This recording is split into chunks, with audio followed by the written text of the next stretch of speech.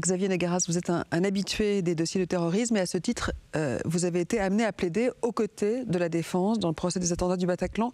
Vous étiez le conseil de Mohamed Amri, l'homme qui a ramené Salah Abdeslam en Belgique la nuit des attentats. Autant dire qu'aux yeux de l'opinion, vous étiez du côté des avocats du mal. Emmanuel Carrère, qui a suivi le procès, affirme que pour être de ce côté-là du banc, il faut aimer se battre. Vous êtes un pugiliste? Se battre, oui, d'une certaine manière. Le combat, il n'est pas que dans la violence. Sur la décennie de terrorisme, je suis intervenu sur plusieurs dossiers et j'ai appris à défendre dans ces dossiers-là. C'est des défenses qui ne sont pas communes, qui ne sont pas comme dans tous les dossiers de droit commun. Parce qu'au final, la réponse, personne ne l'a. Ni le juge, ni le procureur, ni l'avocat.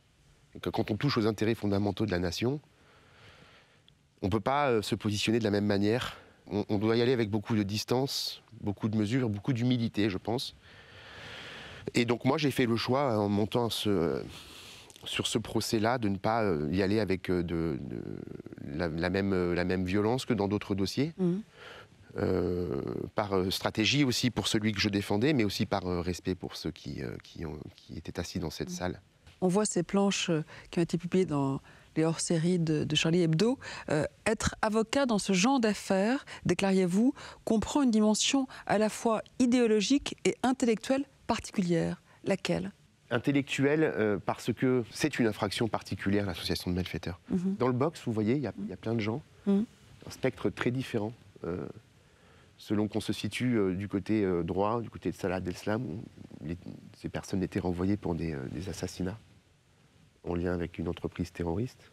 Il y en a certains qui sont poursuivis pour des associations de malfaiteurs terroristes. C'est une défense qui pousse à la réflexion, parce qu'on sait ce que c'est qu'un viol, on sait ce que c'est qu'un meurtre, on sait ce que c'est qu'un vol, c'est facile à comprendre. On sait beaucoup moins ce que c'est qu'une association de malfaiteurs, et c'est une infraction qui est en perpétuelle évolution et qui a, si vous voulez, poussé par des querelles entre les différentes personnalités, les procureurs, les avocats, les magistrats, qui a poussé à réfléchir et à construire cette matière dans le temps. Donc c'est en ça qu'elle a une dimension intellectuelle. La dimension idéologique, c'est que il y a des crimes et des délits qui sont en lien avec le matériel, avec la matière. Il y en a qui sont en lien avec l'argent. Il y en a qui sont en lien avec les mœurs. Là, on est en lien avec l'idéologie. C'est-à-dire que les crimes sont commis au nom d'une idéologie. Et on ne peut pas rentrer dans cette matière sans prendre en considération cela et essayer de comprendre les mécanismes qui poussent des individus à commettre l'irréparable. Donc il faut aussi avoir une connaissance sur ce qu'est cette idéologie. Alors justement, qu'avez-vous appris au sortir de ce marathon judiciaire? Ce procès a-t-il permis d'avancer sur la compréhension des mécanismes de radicalisation et sur le terrain de la réflexion juridique? Je crois qu'il y a une avancée considérable grâce à ce procès. C'est qu'on est tous d'accord pour se dire qu'on n'y comprend rien à la radicalisation. Et que finalement, c'est pas ce qui est le plus important dans la poursuite ou la défense de ces individus. Ça ne participe pas de la réalisation, de la caractérisation de l'infraction. Qu'est-ce qui est le plus important? C'est le droit, c'est la manière dont, c'est la traduction juridique d'un comportement. Il y a plein de gens qui ont été poursuivis dans des dossiers de terrorisme qui ne faisaient pas partie de la djihadosphère, qui ont été des copains éloignés, qui ont donné un coup de main sans... En l'occurrence, comme Mohamed Amri que vous défendiez. Ouais, pour lequel je croyais fortement à son innocence. Sous le prisme de l'association de malfaiteurs terroristes. Il y a plein de gens qui sont poursuivis, qui ne sont pas radicalisés et qui ne l'ont jamais été et qui ne le seront jamais. Et parce que finalement, la radicalisation, c'est quelque chose d'accessoire à tout cela. La question, elle est un petit peu plus subtile, c'est que vous pouvez ne pas être radicalisé vous-même, mais venir en aide à quelqu'un en ne pouvant ignorer sa radicalisation à lui, et là, ça devient... C'était toute la question du procès. C'est ça. Oui. En quoi défendre ces hommes-là est une façon de lutter contre le terrorisme? Je pense que, encore une fois, pour répéter ce que je vous ai dit tout à l'heure, on a tous une responsabilité très importante en qualité d'auxiliaire de justice. Auxiliaire de justice, c'est une manière de dire qu'il n'y a pas les juges d'un côté, les avocats, les procureurs. On porte tous la même robe. D'abord, chaque personne apporte des réponses à des questionnements qui permettent de comprendre mieux le phénomène dans son intégralité, je pense. Et puis surtout parce que ce que cherchent les terroristes, c'est détruire l'état de droit. Et au centre de l'état de droit, il y a le processus judiciaire. Et ce processus judiciaire doit exister de la même manière qu'il existait avant que les fondements de notre société ne tremblent à cause du terrorisme. Et c'est une manière de résister. Le procès tel qu'il est organisé aujourd'hui, avec les temps de parole, les règles procédurales, alors après il faut qu'elles soient respectées évidemment, hein, ça c'est une vraie question, eh bien cette résistance-là, c'est une résistance face au terrorisme. Et donc, parce que je suis un acteur du procès en tant qu'avocat de la défense, j'ai ma place sur les bancs, je participe au maintien et à cette résistance, au maintien du processus judiciaire, et donc c'est une manière de lutter contre le terrorisme qui veut faire flancher tout cela. Pourriez-vous dire que ce procès a été celui de votre vie? Oui, d'une certaine manière, par son ampleur, par les douleurs de chaque côté de la barre, et puis parce qu'il me permet aussi, moi, de tourner d'une certaine manière une page avec une décennie qui vient de s'achever. J'ai décidé de lever un peu le pied sur cette matière-là, et donc c'est une manière aussi pour moi de passer aussi à autre chose. Ouais. Ouais. J'avais besoin d'un événement, et quel meilleur événement que celui-ci, 10 mois. Je souhaite que ça n'arrive plus jamais, évidemment, parce que ça voudrait dire que quelque chose de terrible nous est arrivé à nouveau. Au cours de ces 10 mois, est-ce que vous avez reçu des lettres d'insultes, des menaces de mort? Non. Parce que l'opinion publique confond souvent les avocats et leurs clients, les soupçonne de connivence. Je crois que ce procès, cette préparation, la manière dont tout ça a été très anticipé, la communication qui a été celle de mes confrères en amont de ce procès a permis aussi, je pense, et ça c'est la première chose, les gens s'intéressent à notre fonction et les gens comprennent que nous participons à un processus. Donc vous diriez que ce procès a contribué à la compréhension du rôle des avocats, de la défense? Oui, oui. Qui vous a un peu dédiabolisé? En tout cas, moi, ça a été mon objectif dans la manière dont j'ai communiqué, la manière dont je me suis rapproché d'Arthur Desnouveaux, victime. Survivant du Bataclan, voilà. on y reviendra. Et puis aussi, peut-être qu'il y a quelque chose de très lié à ce procès-là, c'est que les terroristes, ils ont touché une jeunesse intelligente, ils ont touché une jeunesse qui avait du recul, et ils ont touché une jeunesse qui était capable de comprendre. Vous savez, quand vous êtes sur les bancs de la défense, moi j'étais tout près de la cour, donc j'étais à côté de la barre, et on a vu défiler ces victimes pendant 5 semaines. Alors, quand elles venaient, souvent on entendait, ils nous regardaient, avec d'abord un regard de défiance, mais à la fin de leur déposition, c'était défendez-les. Défendez-les. C'est aussi pour nous que vous les défendez. Ça, c'est formidable. C'est formidable. Moi, ça a changé complètement mon regard sur mon métier. Alors justement, c'était un procès hors norme, de par son envergure, le nombre de victimes, la charge émotionnelle et symbolique, et bien sûr sa couverture médiatique. Ce procès historique, donc, a-t-il impacté, ou en tout cas modifié, votre façon de plaider? Oui. La façon d'abord et je sais j'ai conscience que c'est critiqué par un certain nombre de mes confrères. C'est-à-dire? J'ai perdu volontairement en agressivité. Ça ne veut pas dire que que mes arguments sont moins forts ou que je les utilise. En tout cas, j'essaie de les utiliser mieux. Vous avez gagné en humanité. Alors, ce serait peut-être prétentieux de mais c'est comme ça que moi-même, mais quand je parle à des acteurs judiciaires, quand je parle à une cour d'assises dans cette matière-là, j'évite d'abord de leur montrer ou d'essayer de leur montrer que je connais mieux le droit qu'eux. Ça, c'est une catastrophe. C'est ce que vous faisiez auparavant? Mais parce que c'est la jeunesse, c'est l'insouciance, il y a quelque chose de très égotique, quelque chose de très égocentré. Donc vous avez gagné en maturité au travers de ce procès? En tout cas, je pense qu'il faut surtout faire comprendre que je n'ai pas plus la solution qu'eux. La journaliste de France Inter, Charlotte Pierret, vous a proposé d'échanger vos impressions à vif tout au long du procès via des notes vocales avec elle et Arthur Desnouveaux, partie civile. Ce dialogue entre un survivant du Bataclan, une journaliste et vous-même a donné cet étrange et magnifique journal de bord qui a été publié. Mais c'était d'abord des messages vocaux que vous laissiez sur un répondeur. On l'écoute. On est le 20 juin, il est 8h53, je suis en train de partir au palais de justice.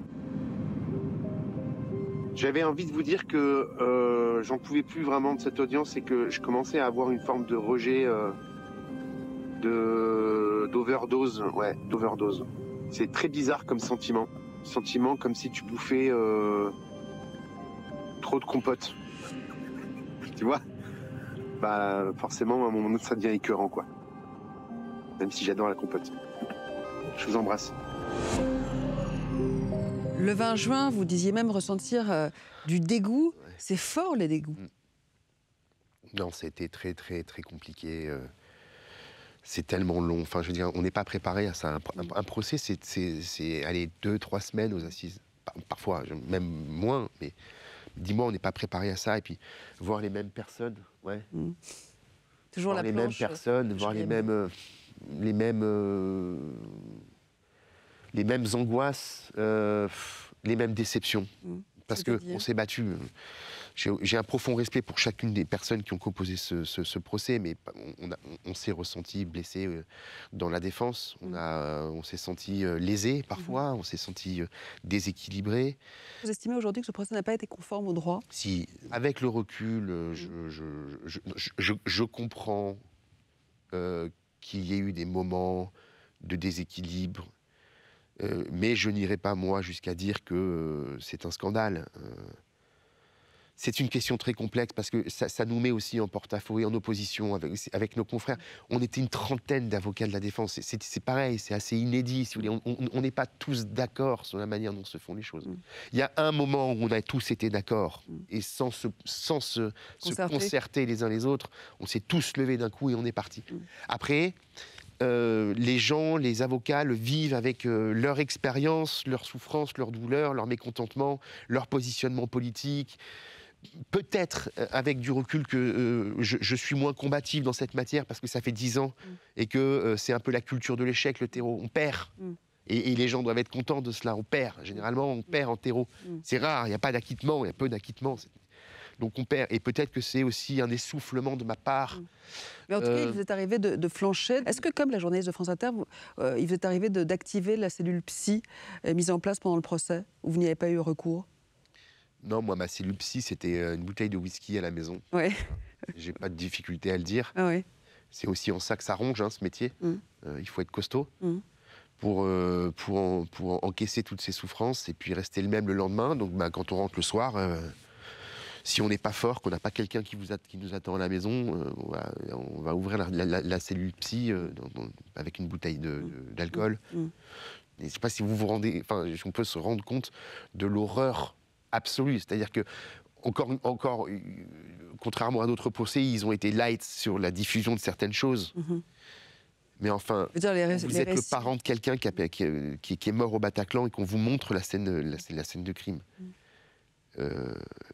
Les traces de sang dans la fosse et les amoncellements de corps, des membres déchiquetés. Comment est-ce que vous pouvez rester normal après tout cela? Enfin, je veux dire, certains ont fermé les écoutilles, se sont dit, moi, mon rôle, c'est avocat, je rentre chez moi, il ne se passe rien.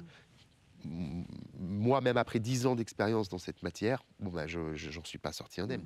Parlons de votre parcours, Maître Nogueras. Jawad Bendaoud, dit le logeur de Daesh, le terroriste Carlos, l'humoriste Dieudonné ou le narcotrafiquant Robert Dose ont déjà fait appel à votre éloquence. Vous avez également défendu nombre de radicalisés de retour de Syrie, les revenants, comme on a coutume de les appeler, au point de vous valoir l'étiquette d'avocat des djihadistes.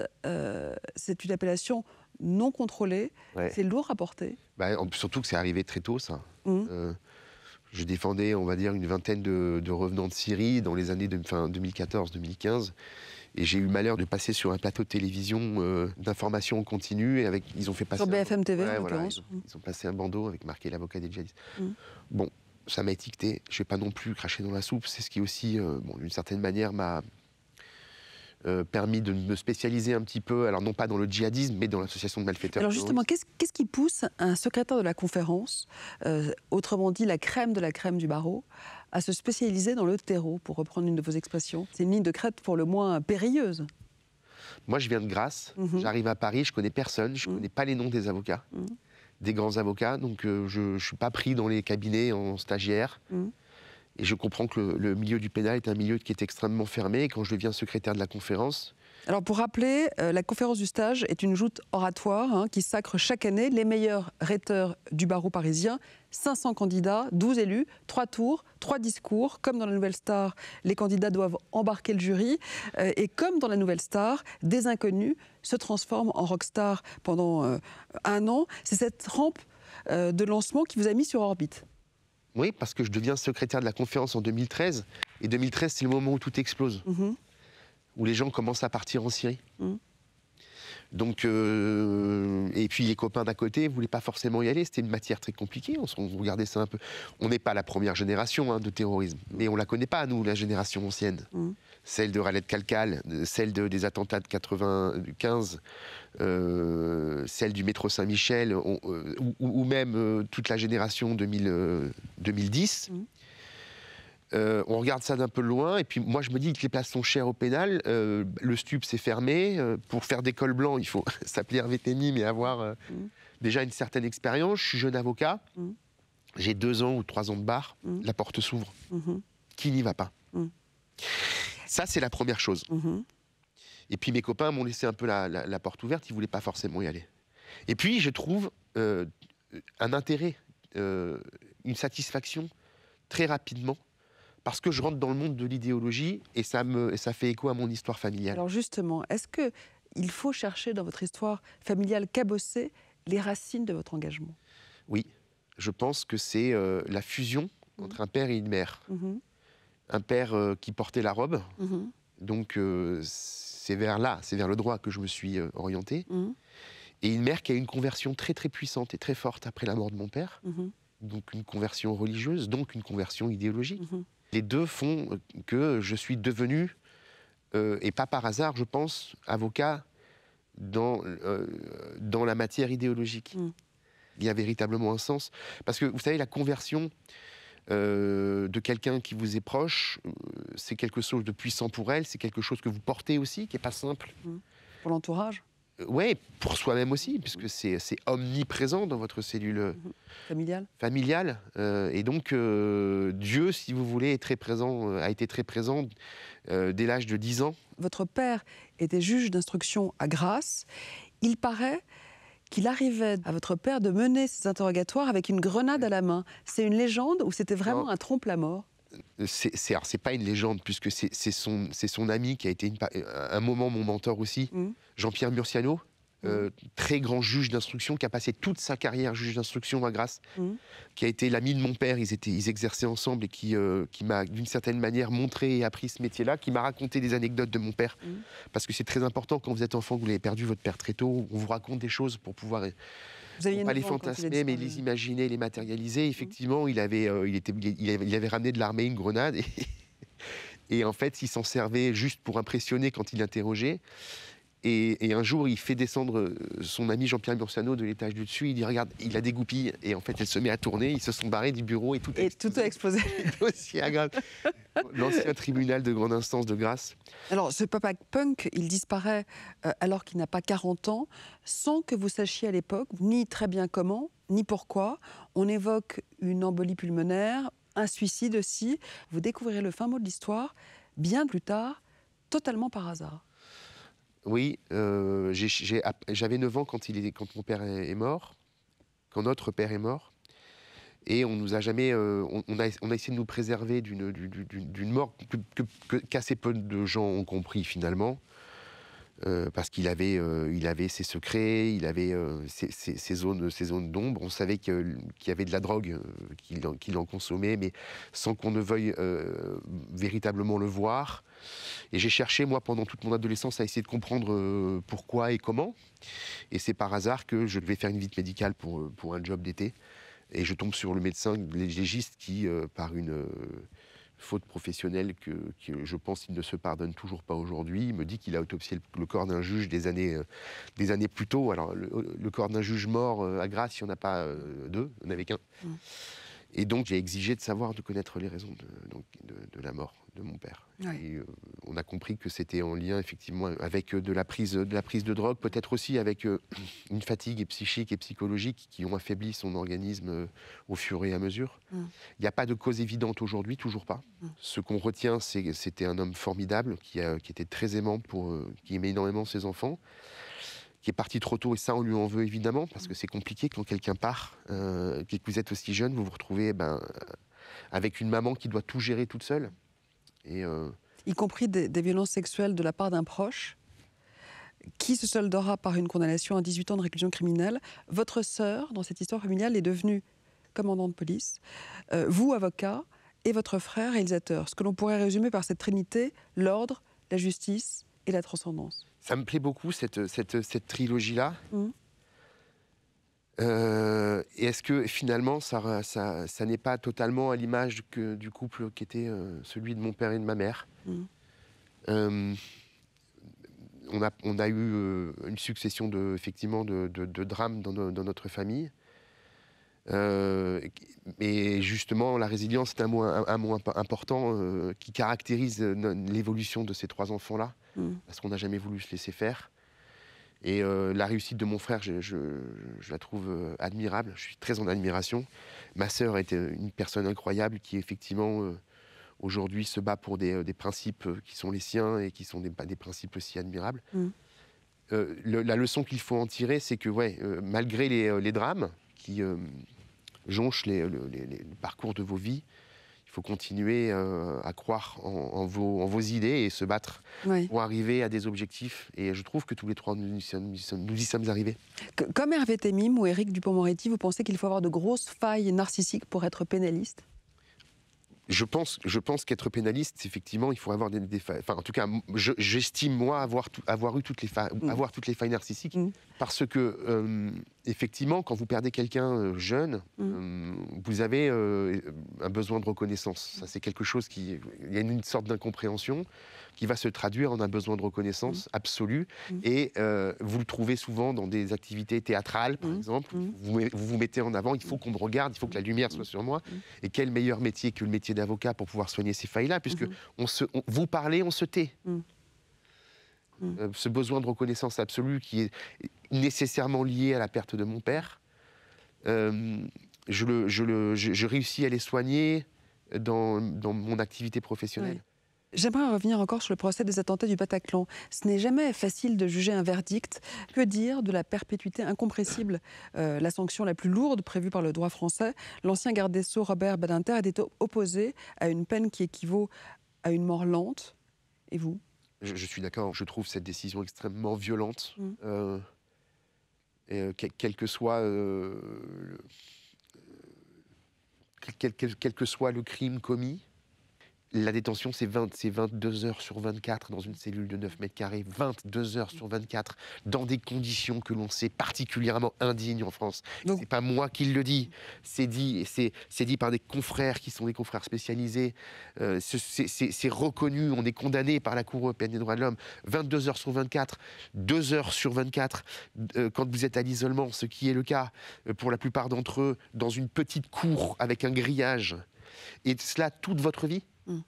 Toute votre vie. Comment redescend-on, Maître Nogueras, après avoir pris part à un tel procès? Moi, j'ai eu besoin de me retrouver dans ma maison à Grasse, qui est notre lieu de rassemblement familial, qui était la maison de mon père. Mais les cigales et l'herbe fraîche et l'odeur des pins et la pierre, ça n'a pas suffi à redescendre.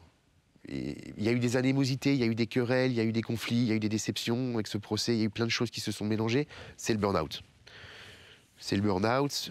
Affectivement, les choses vont pas forcément bien. Vous êtes en colère, donc vos relations avec vos proches ne fonctionnent pas. Vous redescendez très très très lentement. Et aujourd'hui, passer l'été dans le noir. Après, ça va. Il faut refaire des choses. Il faut remonter à cheval, comme on dit. Il y a d'autres procès. Vous allez continuer dans le terreau? Ceux dans lesquels je suis encore avocat, je vais aller au bout. Mais c'est fini. Ouais, donc c'est terminé. Je passe à autre chose. Il y a plein d'autres choses passionnantes. J'aimerais juste conclure avec cette phrase de maître Jean-Marc Delas, la justice, c'est dominer la haine.